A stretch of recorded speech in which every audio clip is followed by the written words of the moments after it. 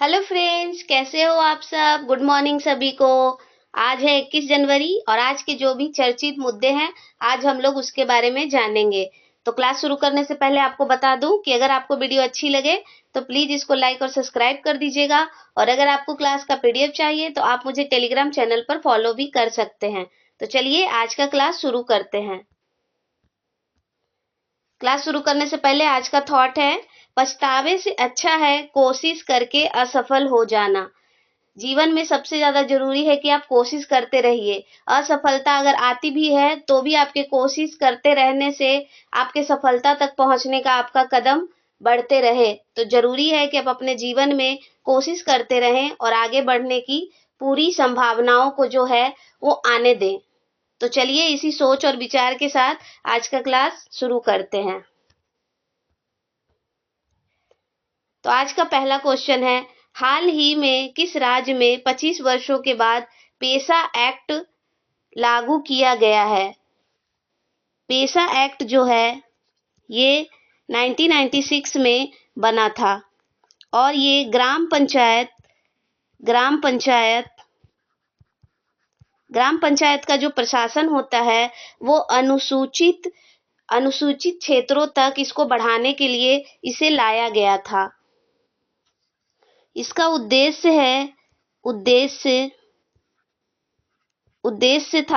उद्देश्य है कि अनुसूचित क्षेत्रों में ग्राम सभाओं को सशक्त बनाना और आदिवासी स्वशासन को बढ़ावा देना या मजबूत करना ही इसका प्रमुख उद्देश्य है।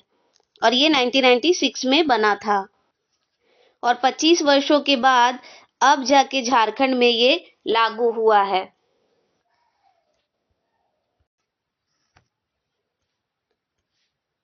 नेक्स्ट क्वेश्चन है कि भारत के किस मुक्केबाज खिलाड़ी को हाल ही में एशियाई मुक्केबाजी परिषद के सदस्य के रूप में नियुक्त किया गया है।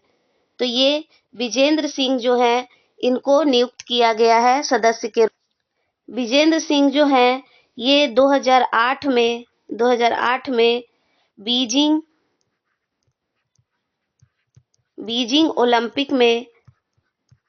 ओलंपिक में भारत का बॉक्सिंग के खेल में यानी कि मुक्केबाजी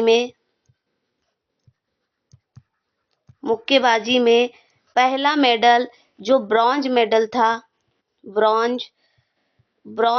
था ये इन्होंने जीता था 2008 में। और ये भारत का पहला ओलंपिक में मुक्केबाजी खेल में पहला मेडल था।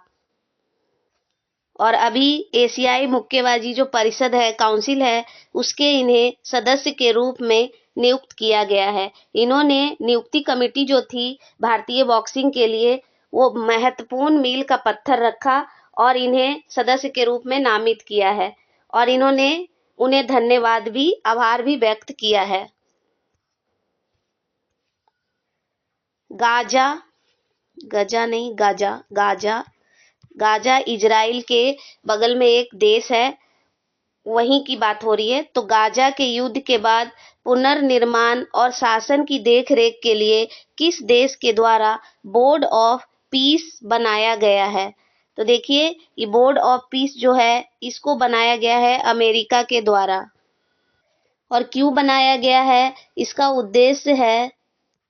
उद्देश्य है कि गाजा के जो हालात बदलने के लिए, जैसे इजराइल ने गाजा पट्टी पर बहुत हमले किए, उससे उसकी जो अर्थव्यवस्था है और पूरी इंफ्रास्ट्रक्चर है वो एकदम बर्बाद हो चुका है। तो उसी को फिर से निर्माण करने के लिए, व्यवस्थित करने के लिए ये बनाया गया है अमेरिका के द्वारा। और वहाँ गाजा में वहाँ की शासन व्यवस्था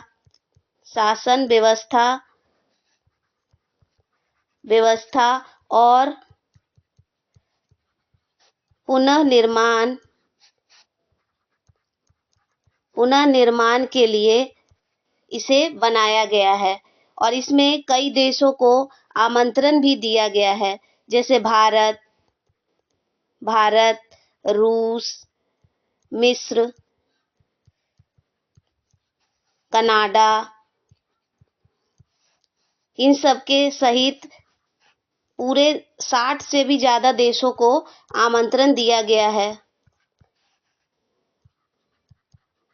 आमंत्रण दिया गया है ताकि लोग यहाँ आए और जुड़े, और इसमें जुड़ने के लिए एक अमाउंट भी देना होगा, यानी कि इसकी सदस्यता लेने के लिए सदस्यता लेने के लिए 1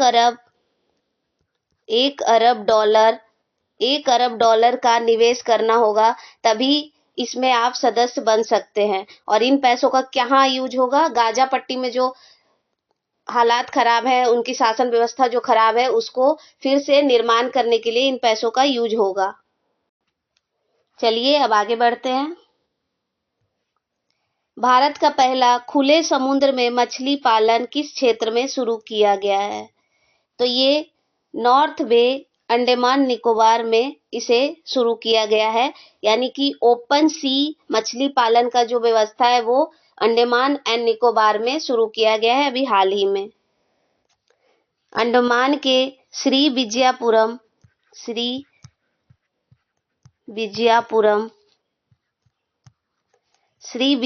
जो इसकी राजधानी है, पहले इसका नाम पोर्ट ब्लेयर था, लेकिन अब इसका नया नाम श्री विजयपुरम हो गया है।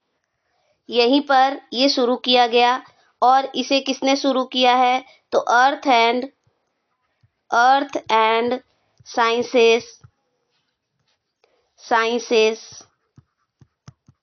मंत्रालय के द्वारा इसे लॉन्च किया गया। और इसके मंत्री कौन है? इसके मंत्री हैं डॉक्टर जितेंद्र सिंह।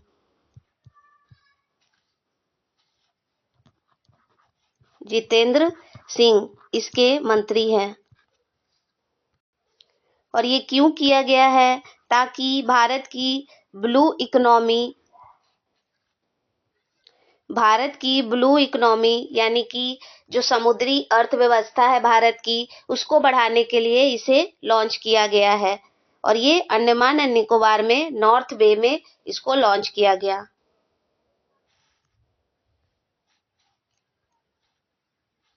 कोकबोरोक दिवस के दौरान एक रैली में 40 आदिवासी छात्रों को हिरासत में ले लिया गया। यह दिवस किस राज्य में मनाया जाता है?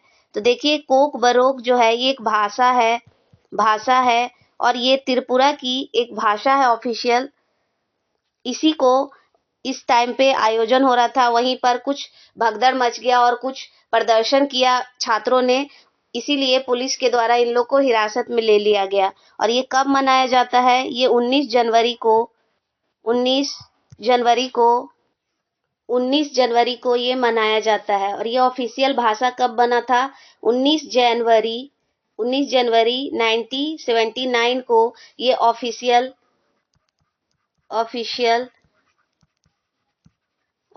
भाषा बना था। उसी की याद में ये मनाया जाता है 19 जनवरी को। और ये इसका 48 एडिशन मनाया जा रहा है। ये तिब्बतो बर्मी भाषा है। और इसकी लिपि क्या है? इसकी लिपि बंगाली है।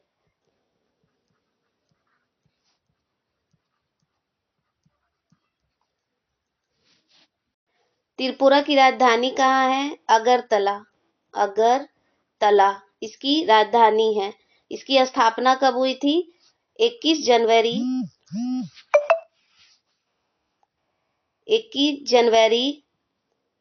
1972 को ये बना था त्रिपुरा राज्य, और इसकी राजधानी अगरतला है।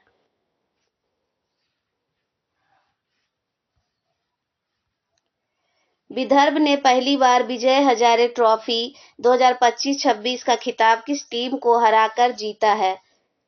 तो ये सौराष्ट्र टीम जो थी उसको हरा के 38 रनों से हरा के ये जीता है। और ये क्रिकेट का खेल है। क्रिकेट का खेल है, और ये भारत की डोमेस्टिक है, यानी कि भारत के द्वारा ही इसका आयोजन किया जाता है और भारत के ही खिलाड़ी और राज्य इसमें भाग लेते हैं।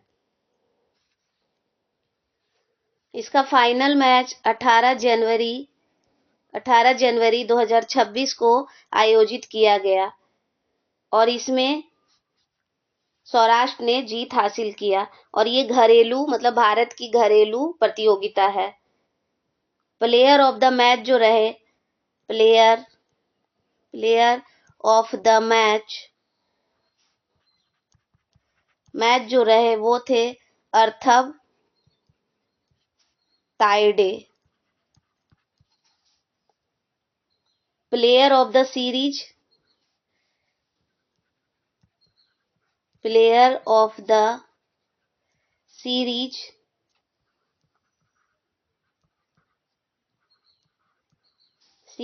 अमन मोखाड़े ये रहे और ये अभी सौराष्ट्र ने जीत लिया है। 2025-26 का जो खिताब था 38 रनों से जीता है। एनडीआरएफ का 21वां स्थापना दिवस 19 जनवरी 2026 को मनाया गया। एनडीआरएफ कब बना था? एनडीआरएफ कब बना था? तो ये 19 जनवरी 2006 को बना था। इसका फुल फॉर्म क्या है? इसका फुल फॉर्म है राष्ट्रीय आपदा मोचन बल, इंग्लिश में नेशनल डिजास्टर रिस्पांस फोर्स, इसका इंग्लिश में फुल फॉर्म है। और ये 2006 में बना था। 2005 का इसका एक्ट है। 2005 में इसका एक्ट आया था और ये क्यों बनाया गया था? तमिलनाडु और श्रीलंका वाला जो कोस्ट है वहां पर सुनामी आया था। उसके बाद ही 2004-05 के सुनामी के बाद तमिलनाडु में सुनामी के बाद इसको बनाया गया। सुनामी के बाद इसको बनाया गया ताकि आपदा आने पर लोगों को सुरक्षित स्थान पर पहुंचाया जा सके और राहत बचाव कार्य इसके द्वारा संचालित किया जाता है। इसका मुख्यालय कहाँ है? इसका मुख्यालय दिल्ली में है। दिल्ली में इसका मुख्यालय है। जो नेचुरल जो डिजास्टर आते हैं यानी कि भूकंप, सुनामी, आंधी तूफान जो भी आता है उसमें लोगों को राहत बचाव कार्य के लिए इसी फोर्स को भेजा जाता है। जो कोस्टल एरिया होता है या जो बचाव कार्य करना हो जहां पर, इन्हीं सबको भेजा जाता है, इन्हीं फोर्सेस को।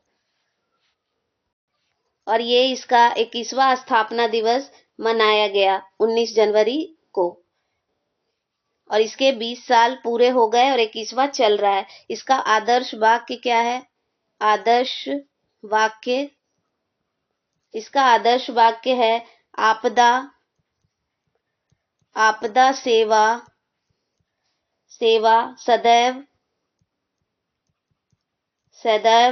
सर्वत्र। इसका आदर्श वाक्य है।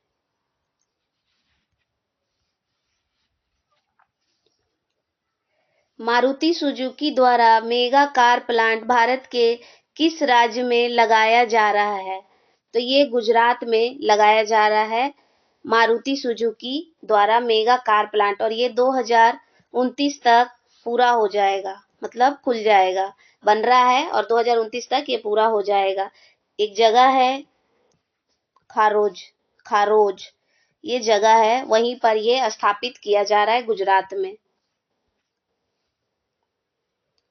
तो चलिए आज का करंट अफेयर तो इतना ही था। आज का हमारा राज्य है पश्चिम बंगाल, तो हम लोग पश्चिम बंगाल के बारे में देख लेते हैं। इसकी स्थापना 15 अगस्त 1947 को हुआ था।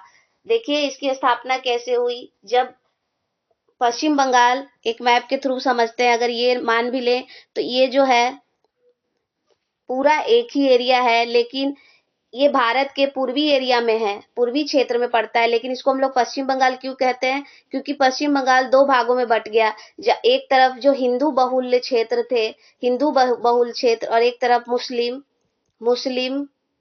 मुस्लिम क्षेत्र, उनके जो जनसंख्या थी उसके आधार पर ये बांटा गया। तो इधर वाला साइड भारत को मिला और इधर ये पाकिस्तान बना, पूर्वी पाकिस्तान। लेकिन 1971 में ये बांग्लादेश का निर्माण हुआ। पूर्वी पाकिस्तान का नाम बदल के बांग्लादेश हो गया और ये पश्चिम बंगाल। तो ये भारत के लोकेशन के अनुसार तो ये पूरब में पड़ता है, लेकिन इसके अनुसार, बांग्लादेश के अनुसार ये पश्चिम पड़ता है, इसीलिए इसको हम लोग पश्चिम बंगाल कहते हैं। तो इसी अनुसार इसको बांटा गया। ऐसे इसकी स्थापना ये भारत के साथ 1 नवंबर 1950 को पूरी तरह भारत के साथ जुड़ा था और इसकी स्थापना वैसे 15 अगस्त 1947 के बाद हुआ है। इसकी राजधानी कोलकाता। यहाँ पे जिला है 23। यहाँ की भाषा बंगाली, अंग्रेजी यहाँ पर भाषाएं बोली जाती हैं। बंगाली तो यहाँ की खास भाषा है और अंग्रेजी भी, जो कार्य होते हैं, ऑफिशियल वर्क होता है, उसमें अंग्रेजी भाषा भी है।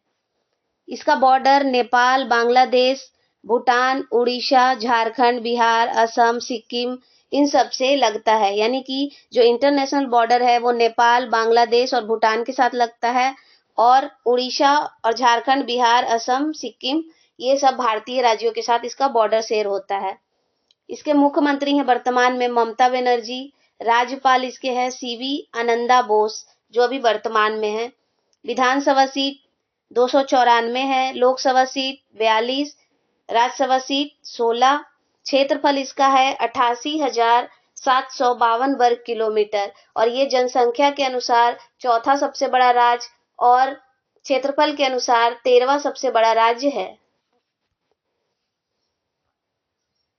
प्रमुख स्थल है सुंदरवन, दुनिया का सबसे बड़ा मैंग्रोव वन है ये।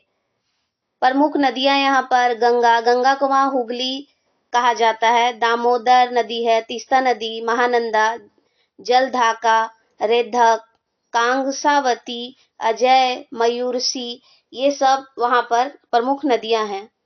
यहाँ की लोक नृत्य है छऊ। देखिए, मैंने उड़ीसा जब आपको पढ़ाया था, उड़ीसा झारखंड, तब मैंने आपको बोला था कि जो छऊ नृत्य है वो इन सारे राज्यों में, जिसके भी बॉर्डर इससे लगता है, जैसे पश्चिम बंगाल, उड़ीसा, बिहार के कुछ क्षेत्र में, झारखंड में, ये सब जगह ये छऊ नृत्य आता है। तो यानी ये छऊ नृत्य यहाँ भी होता है। टूसू नृत्य, धनुची नृत्य, लाठी नृत्य, गंभीरा। तो गंभीरा को ध्यान रखिए क्योंकि बहुत बार एग्जाम्स में ये क्वेश्चन आते हैं, गंभीरा नृत्य कहाँ का है। बाउल नृत्य, बितरा, बंधु, विरता, ये सारे नृत्य यहाँ के। और पाइका, पाइका देखिए, मैंने कल अगर आपको उड़ीसा पढ़ाया था तो मैंने आपको बताया था कि उड़ीसा में पाइका नृत्य होता है। तो पाइका नृत्य यहाँ भी होता है क्योंकि बॉर्डर शेयर होता है दोनों का। यहाँ पे नेशनल पार्क है, सुंदरवन राष्ट्रीय नेशनल पार्क, गोरुमारा राष्ट्रीय उद्यान, जलतापारा को ध्यान रखिए, नियोरा घाटी, सिंगलीला उद्यान, बुक्सा और बुक्सा को, ये दोनों को ध्यान रखिए। ये इंपॉर्टेंट है ज्यादा क्योंकि एग्जाम्स में यही दो जो नेशनल पार्क है ये ज्यादा आते हैं।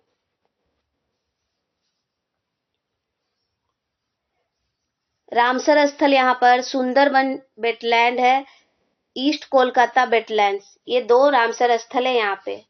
यहाँ पे जीआई टैग काफी चीजों को दिया गया है।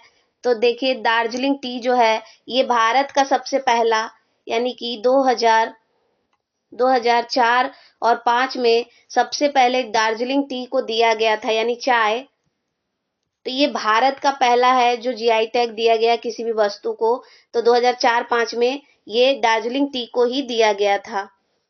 फिर मालदा लक्ष्मण भोग आम, खीर रसा पति आम, फाजली आम, नोलन गुरेर संदेश, नक्सी कांथा, शांति निकेतन लेदर प्रोडक्ट्स, शांतिपुर साड़ी, ये सब चीजों को यहाँ पर जीआई टैग दिया गया है। लेकिन आप दार्जिलिंग टी को विशेष करके याद रखिए। जनसंख्या में चौथा और क्षेत्रफल में ये 13वां सबसे बड़ा राज्य है। यहाँ का त्योहार है दुर्गा पूजा, काली पूजा, पोइला बैसाख, गंगा सागर मेला। तो गंगा सागर मेला को ध्यान रखिए, क्योंकि जो यूनिक होता है ना वही एग्जाम्स में आता है, क्योंकि त्योहार तो भारत में सारे जो जितने भी पूरे भारत में होता है वो सब जगह ही ऑलमोस्ट सभी जगह मनाया जाता है, लेकिन कुछ जो यूनिक त्योहार होते हैं उसी को याद रखा जाता है। तो यहाँ पर गंगा सागर मेला जो हर साल जनवरी फरवरी के टाइम पे लगता है। भाई फोटा भाई फोटा, डोल यात्रा, रथ यात्रा, ये सारे त्योहार यहाँ मनाए जाते हैं। यूनेस्को का यहाँ पे कुछ साइट को देख लेते हैं, क्योंकि आजकल यूनेस्को साइट से बहुत सारे क्वेश्चन आते हैं। तो सुंदरबन राष्ट्रीय उद्यान 1987 में यूनेस्को का साइट बना था। दार्जिलिंग हिमालय रेलवे जो है 1999 में ये शामिल हुआ था। शांति निकेतन ये अभी हाल ही में 2023 में शामिल हुआ है यूनेस्को के साइट में। विष्णुपुर मंदिर और एक इनटेंजिबल लिस्ट यानी अमूर्त सांस्कृतिक विरासत जो होता है ये भी यूनेस्को का ही साइट होता है। ये लिस्ट जो है इसमें हम लोग वैसी चीजों को रखते हैं जिसको हम छू नहीं सकते, सिर्फ महसूस कर सकते हैं। जैसे दुर्गा पूजा को कोई छू नहीं सकता, सिर्फ महसूस कर सकते हैं, यानी कि संस्कृति से जो जुड़े हुए चीज होती है वो इस लिस्ट में शामिल होता है। तो इसमें दुर्गा पूजा को 2021 में शामिल किया गया है और अभी 2025 में ही दिवाली को भी शामिल किया गया है इसमें। यहाँ के पशु है किंग फिशिंग कैट, पक्षी श्वेतकंठ कोंडला, वृक्ष चितवन, फूल जो है हर सिंगार, राजगीत, बांग्ला माटी, बांग्ला जल। तो ये सब आप लोग देख लीजिएगा। और प्रमुख मंदिर है दक्षिणेश्वर काली मंदिर, कालीघाट मंदिर, बेलूर मठ, तारापीठ, तारकेश्वर मंदिर, विष्णुपुर के टेराकोटा मंदिर, मदन मोहन मंदिर, जलपेश मंदिर, इस्कॉन मंदिर, ये सब यहाँ प्रमुख मंदिर हैं। तो क्लास यहीं तक। Thank you for watching. फिर मिलेंगे अगले क्लास में। लेकिन अगर आपको क्लास का पीडीएफ चाहिए तो आप मुझे टेलीग्राम चैनल पर फॉलो कर सकते हैं। तो चलिए, पढ़ते रहिए, बढ़ते रहिए। बाय सभी को।